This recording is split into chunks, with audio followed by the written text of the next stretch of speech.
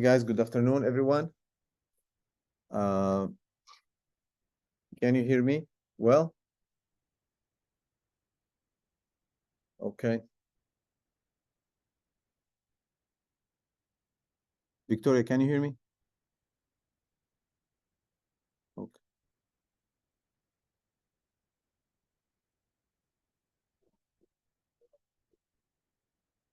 We muted them? Yeah, okay, just to go back on this. No, just.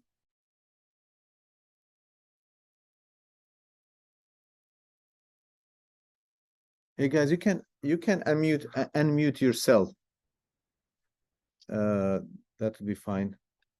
So we really try to make it as interactive as we can.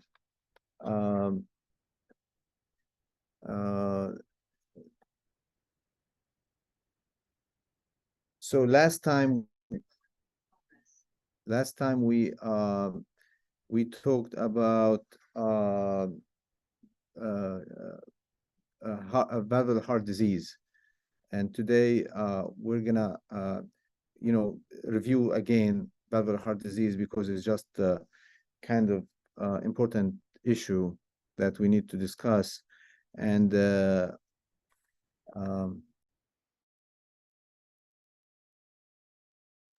important issue that we need to discuss, and it's kind of complicated. First, we'll talk about aortic valve regurgitation.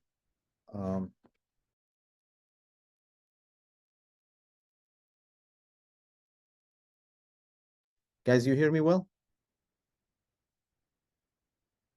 Yeah, I can hear you.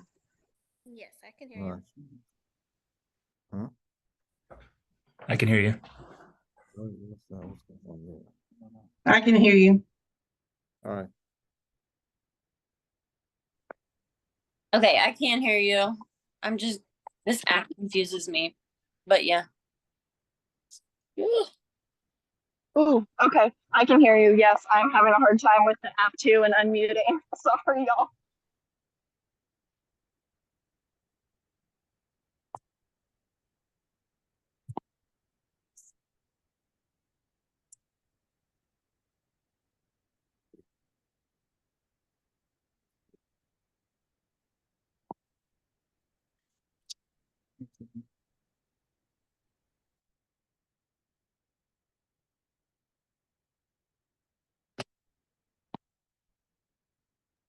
All right, guys. Now we're good.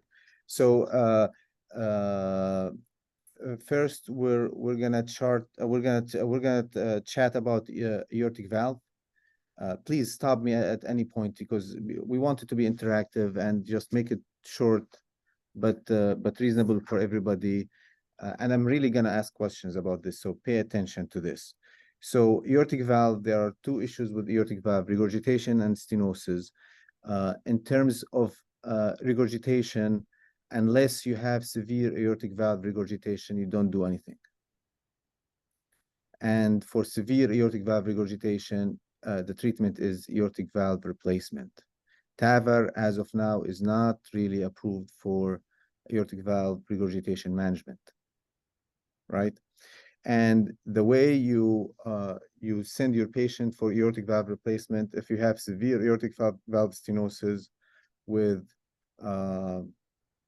ejection fraction below 55%, regardless of symptoms, you send your patient for aortic valve replacement.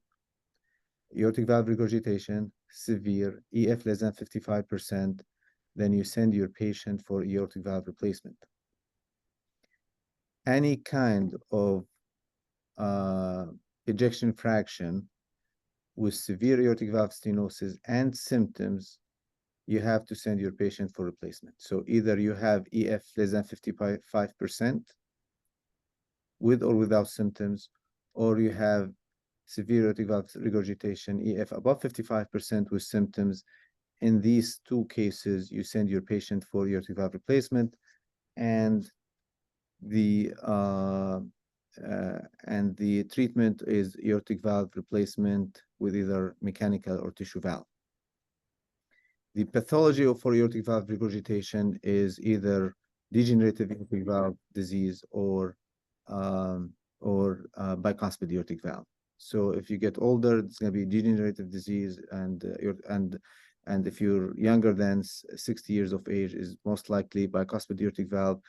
Extremely unlikely that you're going to have unicuspid aortic valve. Usually they get, either severe stenosis or regurgitation by age 30.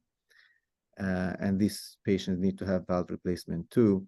Remember, any kind of valve surgery, I'm not going to repeat that again, any kind of valve surgery, you have to have heart catheterization to identify coronary patency.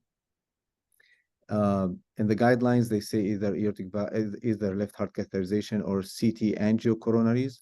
But in the practical life, no CV surgeon is going to look at your patient without heart catheterization. Okay. Now, there are certain cases when you have endocarditis and stuff like that, as a pathology for aortic valve regurgitation, then you treat your patient with antibiotics for 6 to 8 weeks before you send your patient for surgery. In terms of medical management, in the meantime, if you have congestive heart failure symptoms, diuresis, we don't really like slow heart rate with aortic valve regurgitation because that will increase the diastole time and that will enhance more regurgitant volume. So faster heart rate is better. Faster heart rate is better in aortic valve regurgitation until the time of your surgical intervention. Acutely, we like the heart rate to stay between 100 to 110, and sometimes actually pacemaker, transvenous pacemaker in the cases of acute severe aortic valve regurgitation until you're going to have surgery may be needed to increase your heart rate and prevent worsening pulmonary edema in these cases. Okay, so moderate to severe, moderate, mild, we don't care much about this.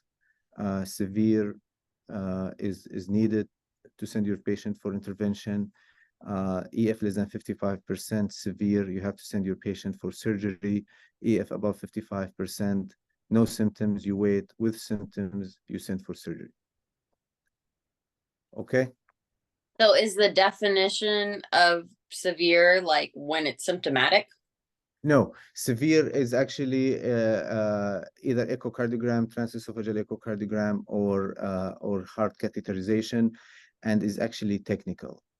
We have a few ways, either with transesophageal echocardiogram, you identify the vena contracta. If it's above 0.6 centimeters, then that's severe. Or you identify regurgitant volume, it's above 40%, that's severe. Or you check your deceleration time, and based on your deceleration time, you identify severity. But this is just kind of technical. I don't think we need to worry about that for you guys. Okay. But you have to have it in your echocardiogram report. Okay. Any other questions? Is it kind of like sometimes with like AS, it can be underestimated if the EF is down? So it may be, I mean, if they're symptomatic and their EF's down, but it's only saying moderate, would you Right. go for? Yes. So if your LVEDP is elevated, the pressure in the LVEDP is going to prevent a lot of regurgitant volume to come from the aorta down, especially when you have soft blood pressure. And that's actually that you're right about that. But there, it's kind of, you look at the morphology of the valve, that will affect the deceleration time, and that might affect regurgitant volume in these cases. But there are certain criteria, especially vena contracta, the opening of the valve itself, and that comes to technical issues. And you're right about that. If the LVEDP is elevated, the pressure gradient across the aortic valve is going to become much less. So you're going to have less volume coming, even though you have bad valve. And that's actually, you're right about that. But that's become technical issue, and if you look at your report, you don't see severe aortic valve regurgitation. Don't worry about that. Then the cardiologist should worry about the cardiologist in charge of the case should identify at the hospital why this patient is having symptoms of congestive heart failure, even though the valve is moderate to severe based on the echocardiogram measurements. So they have to do other testing such as transesophageal echocardiogram or heart catheterization with aortogram. But that becomes technical. Okay, thank you. Any other questions? All right. Stenosis, I'm going to give you a couple numbers here. If aortic valve area 1 or less, 1 centimeter square or less, or the velocity above 4 meters per second across the aortic valve, that's severe aortic valve stenosis. Etiology is either you have degenerative disease, senile valve calcifications, and usually in the elderly above the age of 70, below the age of 70, you have either bicuspid or unicuspid aortic valve. The heart doesn't like stenosis. So the heart is not going to like aortic valve stenosis, and this is why we become very aggressive in terms of managing aortic valve stenosis with valve replacement. Nowadays, we have the TAVR. And if you look at the American guidelines, if you look at the American guidelines, if your patient with severe aortic valve stenosis above the age of 75, then TAVR below the age of 65, aortic valve replacement between 65 to 75, it's really kind of a shared decision. You chat with your patient and discuss the options with your patient. Now, in the cases of CAD disease, CAD and aortic valve stenosis, in that case, probably CABG and aortic valve replacement surgically, what we call SAVR, surgical aortic valve replacement, is the treatment of choice. Moderate to severe, moderate, mild, we don't intervene.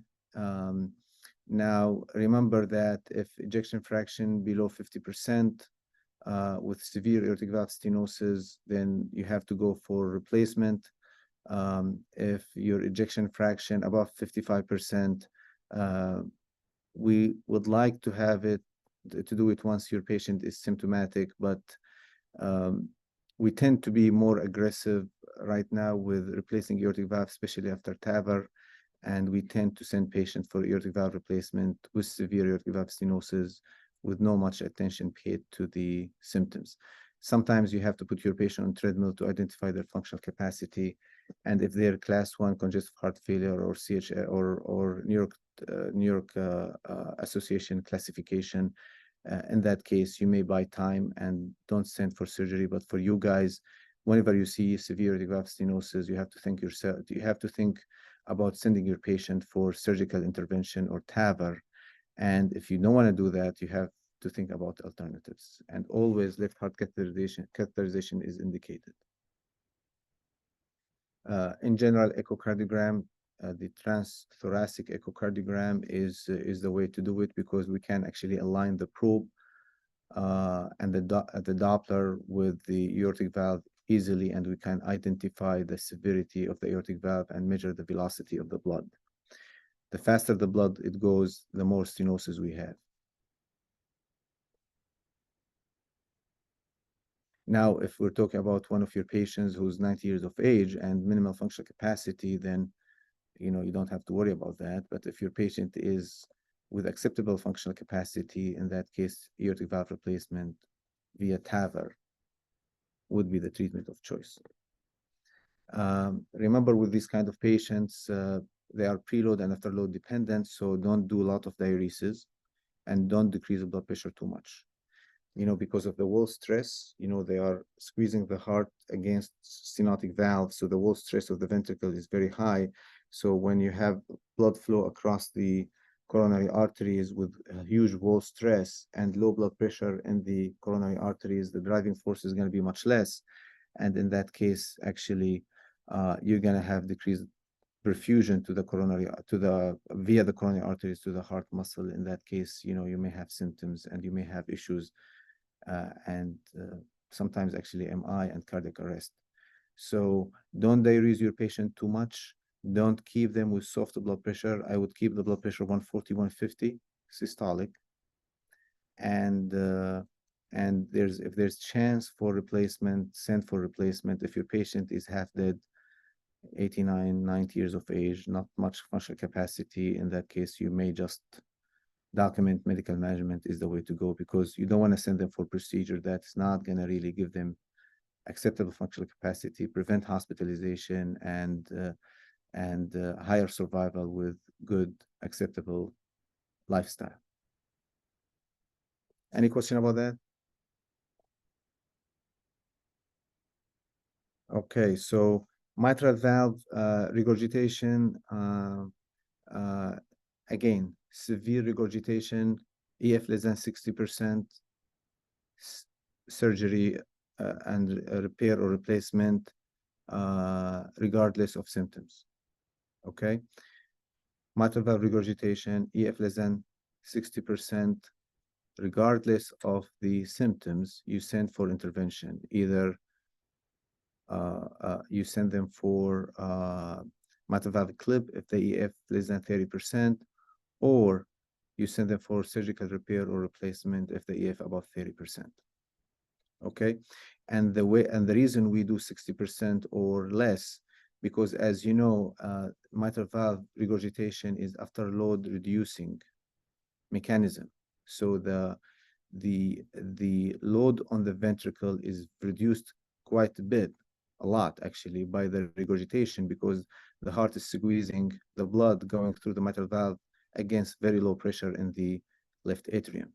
So always when we repair the valve or replace it, the EF is going to come down for short period of time or significant period of time sometimes, because we decrease this mechanism by repairing the valve itself. So EF less than 60% severe regurgitation, then you send for intervention. If EF more than 60%, your patient has symptoms, you send for surgical intervention. Your patient doesn't have symptoms, you just leave them alone. There's some data by Mayo Clinic, and appears actually in the guidelines too, recent guidelines, that if you're at a hospital with a good repair outcome, complication less than 1%, then surgery sending your patient for repair with severe mitral valve regurgitation, EF above 60% with no symptoms is reasonable. With symptoms, you have to do that. With no symptoms, is reasonable to do that. Class 2A indication. Okay? Any question about that? Again, treatment as in any kind of, HEF, PEF, or HEF-REF treatment, diuresis, blood pressure control, and so forth.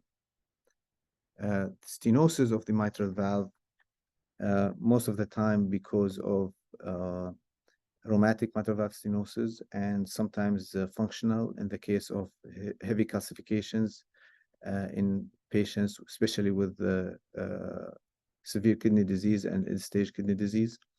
They get a lot of calcifications, and they get difficulty mobilizing their leaflets in the mitral valve. And you just need to remember one number, which is the gradient. If the mean gradient above 10 millimeters of mercury, then that's severe, and surgical intervention is needed. If it is not severe, then in that case, you just wait and you treat with diuresis, basically. Most of these patients, they have atrial fibrillation. And if they do have atrial fibrillation and they have severe mitral valve stenosis, what is the anticoagulation treatment of choice? Does anyone know? Coumadin. Right, that's called that's called actually valvular atrial fibrillation. So the definition of valvular atrial fibrillation, severe mitral valve stenosis, or mechanical valve. And Coumadin is the treatment of choice. And actually, it's been validated recently. It seems like if you do DOACs on these patients versus Coumadin, they do have worse complications with DOACs. So mitral valve stenosis, severe and or mechanical valve, then atrial fibrillation should be treated with Coumadin. You cannot do Watchman or Amulet in these patients either. What would the goal INR be for those patients then? 2 to 3. 2 to 3, okay. Yeah, unless you have mechanical valve, then you have Right. mitral mechanical valve, then you have 2.5 to 3.5. 2.5. And nowadays in the recent guidelines, and I told Nick that in the recent guidelines, they really wanna you know, want us to be specific right now in terms of INR goals. So in the settings of, let's say, aortic valve, mechanical aortic valve, they want us to do 2.5. In the settings of mechanical mitral valve, they want us to do 3. So they are now talking about not range, about certain number actually. So 2.5 aortic valve or atrial fibrillation, and 3 for mitral valve, for mechanical mitral valve, and for mechanical mitral valve, or if you have mechanical aortic valve and atrial fibrillation, then the goal is going to be 3. If you have aortic valve, mechanical aortic valve by itself, the goal is 2.5, and if you have atrial fibrillation by itself, the goal is 2.5. Now, if your patient bleeds more, then you decrease the goal to 2 or close to 2. Now, if you have an ox aortic valve, which is the new valve, then the goal is 1.5. But keep that in your mind. Nowadays, we don't like ranges anymore. We like to have certain numbers, 2.5, 3, or something like that. Now, if you do have stroke on 1.5, for instance, or 2 or 2.5, then you have to go 0.5 extra on your goal for the INR. Like let's say your patient has stroke on INR 2.5 in the setting of your mechanical aortic valve, then your goal needs to be 3. And then you can add aspirin as well. So that's mitral valve stenosis. There's a balloon angioplasty, which we really don't do it much unless your calcification, there's certain score that we look at, and if the calcifications are not too much, then we can actually do the balloon angioplasty. But if the calcifications are too much, then replacement of the valve is the treatment of choice. Most of the time, you cannot repair calcified mitral valve or rheumatic mitral valve. Okay. Any questions about that? Yeah, Doc, as far as the INR ranges go, Yes. if we're not doing ranges anymore and we're being more No. specific, how does that change the way that we manage the INR? Because if it was in the Yes. range, then we just continued at normal, sub Right. and super therapeutic. So you know, let's say your INR in your patient 2.9 and your goal 2.5, then you may need to just cut down on the dose a little bit. So the reason we do that, and they really acknowledge that in the guidelines. Look, here's the way you look at it, right? So here's your 2.5, here's your 2.9. That's bleeding risk, right? If you go to 2, that's your stroke risk or ischemic event risk. So your less point here, when you have, let's say, 2.5 in the setting of mechanical aortic valve, or 3.0 in the setting of mechanical mitral valve, and in this point here, your bleeding risk is much less, your ischemic risk is much less. But if you go to 2.9, or let's say 3.4, your bleeding risk is going to increase without much benefit in terms of ischemic risk. So we like it to be in this sweet spot, and the guidelines actually acknowledges that. And you know, they prefer to have, if you can obviously achieve 2.5 number, why you need to shoot for 2.9 or 2.0 or 2.1. So that's the way it is. But you know, if you have difficulty with your patient, obviously, and they are still in the range that you would like to have your patient at, then keep them. But if they are 2.9, 3.1, 3, 2.8, 3.2, in that case, you may think about cutting your dose a little bit. Thanks, Doc. That's the Do way. you recommend daily INRs? No, not at all. No. You know, obviously, the half-life of the medication is above almost 28 hours. Then they would like you, when you start the medication, they would like to have a INR check after 4 hours, after 4 days, and then once a week as needed. And then if you feel that your Coumadin or INR level is reasonable, then you can do it every bi-weekly or once a month. But you don't have, you don't get really much benefit if you do it once a day. You don't. Unless, you know, you're after surgery and you really would like to discharge your patient quickly. And actually, there's nothing called loading Coumadin, by the way. If you study Coumadin pharmacodynamics, we don't load Coumadin. You start 5 milligrams and you see 4 days later how your patient is going to do. It doesn't work. Oh, let me start 10 milligrams. You know, it does really, it's counterintuitive to a certain degree. You know, oh, let me give 10 milligrams and the INR is going to jump quickly. It doesn't really work this way. You have to wait until your medication reaches steady state to start actually checking INR level.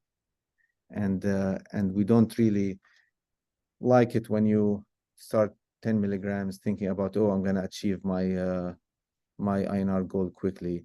You're not going to achieve your INR goal quickly, and you're going to miss chance that to identify what certain dose that your patient needs to be on to keep the medication. I would always recommend for you to chart to start 5 milligram once a day, check INR in 4 days, and then in 4 days based on the INR level, then either you go up or down. And there are certain patients they do have actually resistance to antivitamin K, which is warfarin, and you have to do 30 or 35 milligrams, sometimes 40. Actually, I have remember having patients 35 milligram once a day. And you just need to do what you have to do. It's no big deal. So I have a question. You've seen this patient from the cardiology side because Jackie has her. I have her from the primary care side. Right. The mitral valve mechanical was on Eliquis. We're putting him on Coumadin to titrate up. It is No, on you my can't do side. that. The primary care is like, Can't oh, do I that. don't want there to be a Lovenox bridge for more than 3 days, but the Coumadin's not getting to goal in 3 days. You can't do Eliquis as a bridge? You can? You cannot. No, No. it's a mistake. No, you Right. can't do Well, that. that's why. So we're doing a Lovenox bridge to get the Coumadin up, Right. but primary is saying they don't want the Lovenox bridge to be more than 3 or 4 days. The patient was on Eliquis and shouldn't have been, so we took the patient off and put them on Lovenox Coumadin Right. bridge. That's the way to do it. Actually, it's cheaper. It's $1 per 1 milligram. It's cheaper than even Eliquis, and higher chance of having complication down the road. Keep your eyes open to that. But Eliquis is contraindicated, so Lovenox is the way to do it. My question is, how long can the bridge be? As long as it takes. Okay. 7 days, 8 days, 9 days, wherever it takes. Okay. You know, if you're one of those resistant patients and you have to increase it to 15 or 20, you're not going to be able to do that in even 10 days, right? So you go 5 milligram once a day for 4 or 5 days, then you get the lab results. You're going to increase it to 7.5, then you're going to increase it to 10 and 12.5 and so forth. You don't want to, it's a dangerous medication. In fact, it was for some time, it was one of the 3 medications that can actually cause iatrogenic death at the hospitals in the 70s and 80s. One of them was potassium too.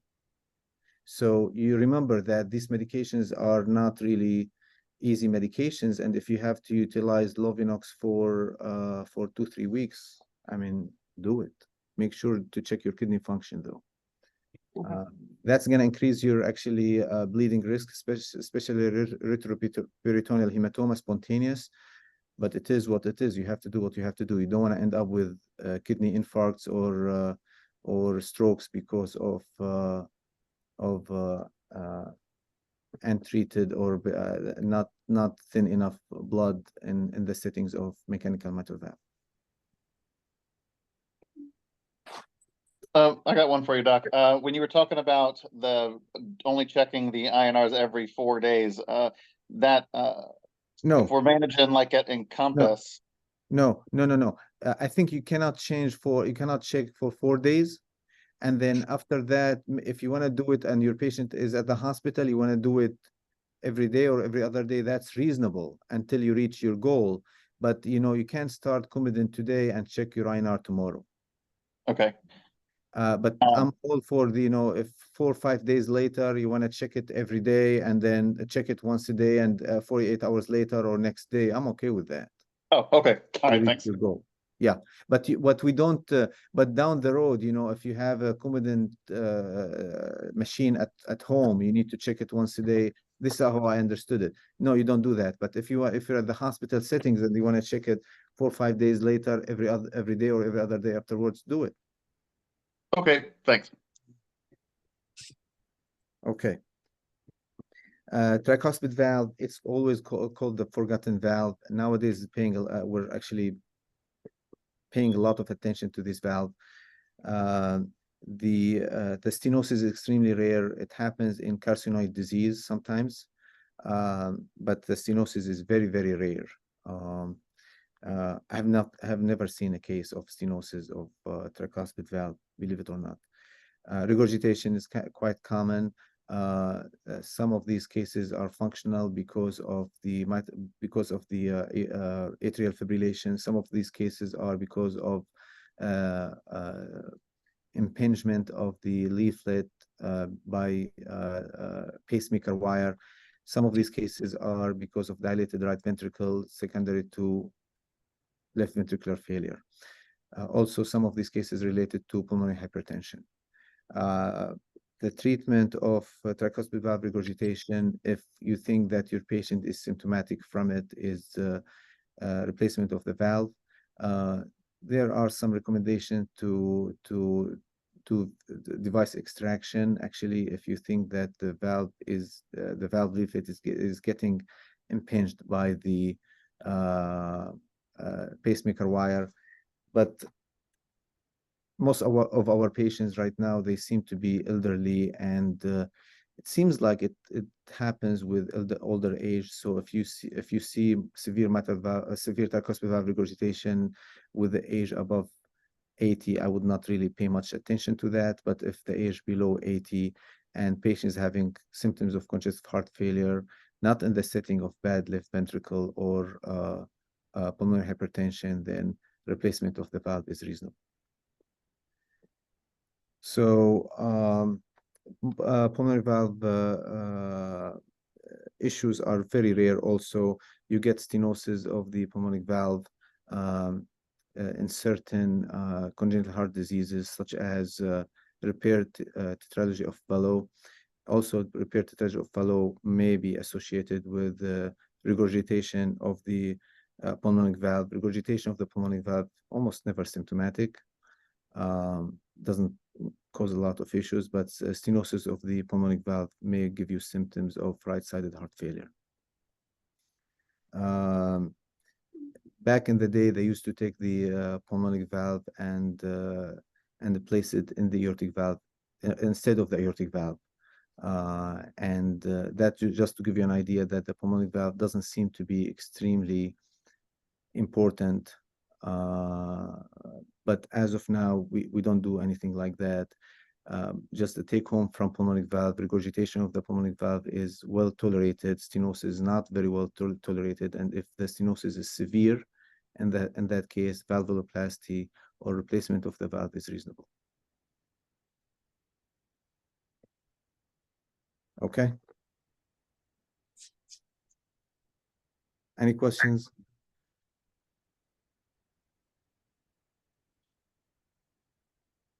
All right.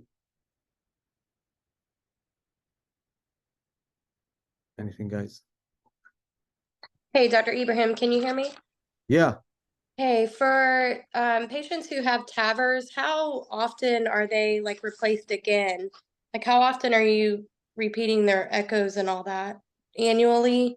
Annually, we would like to repeat them annually, and as of now, they seem to work well above 8 years, unless you have end-stage kidney disease. There's some data that if you have end-stage kidney disease, the valve may get more or faster degeneration. But similar to the tissue valves, actually, well above 8 years. In general, if you have significant valvular heart disease, you would like to have echocardiogram every year or so. Also, I had a question today at one of the facilities. One of the PT people were asking me about patients who had open heart. They have like restrictions for when they can start physical therapy. I didn't have an idea of when they were able to 2 weeks. start that. 2 weeks. Okay. Yep. Severe myocardial infarction, anterior MI, 2 weeks. Mild MI, 1 week. And open heart surgery, 2 weeks. Okay. Thank you. Any other questions? Dr. Abraham, can you hear me? Yeah. Hey, Richard. What would be the indication for a TAVR versus mechanical valve, just for patients who can't tolerate blood thinners? No, remember we said if you have age above 75, then TAVR. Below 65, mechanical valve. In between, shared decision with your patient. Now, if you have a patient with let's say liver disease, can't take anticoagulation and stuff like that, or significant colon resection, issues with absorption of medication and stuff like that, and you think that they cannot take anticoagulation, then you stick with the same rule, less than 65 surgical intervention, SAVR with tissue valve. Above 75, you stick with the TAVR also. But if you can't take anticoagulation because of whatever reason, we're gonna follow the same, age issue, unless your patient deemed not to be candidate based on the STS score, high surgical risk, not candidate for SAVR, which is surgical intervention, then you go for TAVR. So it's really mainly age-related stuff. Okay, thank you.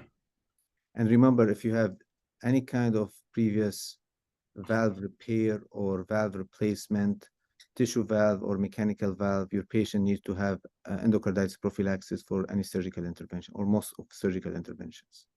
Right. Just remember that. Dental, endoscopy by itself, no big deal, but endoscopy with biopsy, then you have to do skin interventions, pelvic interventions, gastrointestinal interventions.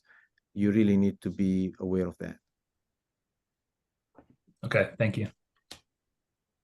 Okay, so thank you, everyone. I would like to welcome Julie. She just joined us. I can't see her face, but welcome aboard, Julie. Thank you.